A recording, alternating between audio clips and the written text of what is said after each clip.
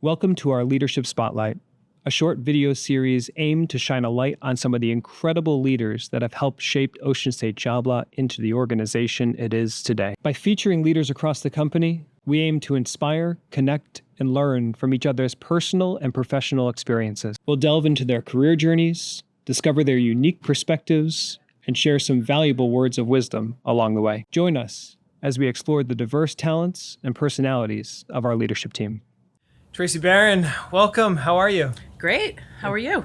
Doing well. It's great to have you here as part of our Leadership Spotlight series. Got a couple questions to ask you. We work, closely in a professional capacity, but we're going to dive into some personal questions too. Get to know you a little bit better. How's that sound? That sounds great. Awesome. So you've been with the company for how many years now? 12 years. 12 years. Okay.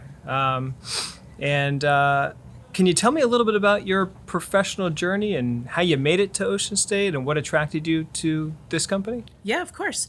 I went to college for journalism and history. I thought at that point I wanted to be a writer for like Cosmo or a women's magazine, something like that. I was required to take some communications law classes. Really enjoyed the analytical nature of the legal classes, so decided to leave journalism behind and go to law school. Clerked for a judge in New Jersey for a year right after law school. I'm originally from New Jersey, so went back there and got a job in Rhode Island with a law firm downtown doing commercial real estate and corporate work. And during my time at Partridge, Snow and Hahn, I met Chad, who was the first general counsel of Ocean State. I was doing some real estate work for him. So when he decided to move back south, he reached out to me, invited me to apply and interview, and the rest, as they say, is history. I really liked the nature and the variety of the work when it was described to me, and loved Mark's philosophy around philanthropic efforts, philanthropy, and charitable giving, and I just thought it would be a great place to work.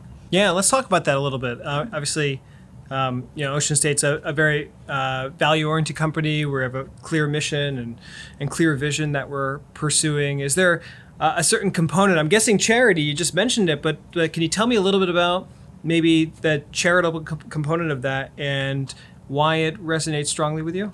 Yeah, that value definitely resonates with me. Even before we had specified values like we do now, it was something that Mark particularly focused on in the course of the interviews about, his philosophy that, if you had a little bit, then it was your obligation to give a little bit or give what you could. And I thought that it'd be amazing to work for a company that had that philosophy. Being involved in the community has been important to me since I was a kid. My parents were very involved in the community. I've, volunteered in various capacities with a bunch of organizations in Rhode Island. So it was a great way to bring those two parts of my life together, work and community service. Great. What's your favorite charity and why? I have worked with Amos House for a very long time, and I know Mark and Alan and the Charitable Foundation are huge supporters of Amos House.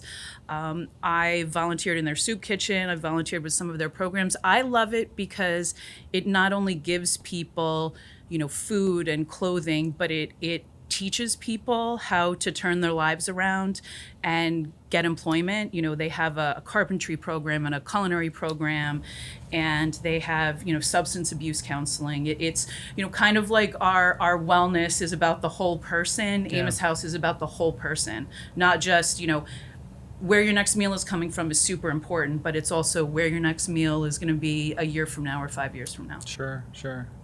Hard to do long-term planning if you're on a hungry stomach. Absolutely, 100%. Sure, yep. Sure. Tracy, what motivates you to come to work and to kind of put your best foot forward? You're working a really intensive role. Yep. There's so many things that are happening all the time. You need to be up to the task. So what motivates you? Yeah, I think at Ocean State it's really exciting, and it is intense and high stress, but every day is kind of like an adventure. It's a different issue, a different topic. You never know what's going to come up, what direction the owners are going to go in, and I think that's really exciting. It's not nothing is boring about being general counsel at Ocean State. Yeah. Good answer. Tracy, switching gears for a little bit, can you tell us something maybe surprising about you, something our average associate or colleague wouldn't know? Sure. I had to think about this one a little bit. I think that's a great question. But I think most people wouldn't know that at heart I'm truly an introvert. Most people think that all lawyers are extroverts. They love to talk. They love people. They want to be around people all the time. I do love to socialize. I do love people and being around them. But I definitely need to make sure I take time to have quiet space, be alone, recharge, just step away from kind of the craziness and allow my mind to kind of relax and get back to, just a kind of peaceful spot. How is that introverted nature, how is that reflected in your leadership style, the way you lead and coach and develop others? Yeah, I think it leads to a lot of listening. I tend to like to hear what other people are saying, process it, and then jump in with my own thoughts. I also think it makes me more conscious about making sure everyone is heard on my team. People, you always have stronger and less strong personalities, but that doesn't mean necessarily that the quieter person doesn't have a great idea that they just need to be asked to bring out. So I definitely think it impacts my leadership style. I also, embrace people taking time for themselves. We all need to get the work done, and we all have certain deadlines, but take what you need to make sure that you're up to the task every day and that you're taking care of yourself. Yeah. Good words of wisdom. Well, that brings us to the words of wisdom question. So I hope you have more wisdom to share with us all. Okay. Say you have at your disposal a giant galactic billboard, and you can put whatever message you'd like to share with the world or with the universe. This is a galactic billboard after all. Yep. What words of wisdom would you share? So this was another really tough question. I decided I really thought simple was good on this. So my billboard would say, be empathetic, be kind. I think if we approach most things in life that we do with empathy and trying to figure out where the person across from you is coming from, what they're dealing with, what's on their mind, what their goals are, first of all, it keeps everyone calm and professional and keeps people from, being angry if they're not, if things aren't going their way. But it also just puts a little perspective on what you're dealing with. Keep your perspective in life. Not everything needs to be, blown up into something crazy. And just treat people well. I always say, no one's going to put on my tombstone, Tracy Baran was a great lawyer. So I think it's really important how you treat people. That they'll remember. So Tracy, you are general counsel. But if someone at a barbecue that you don't know comes up and asks you kind of where do you work and what it is you do, there's something unique about being a general counsel at Ocean State that just answering the question general counsel doesn't quite suffice. So how do you answer that question?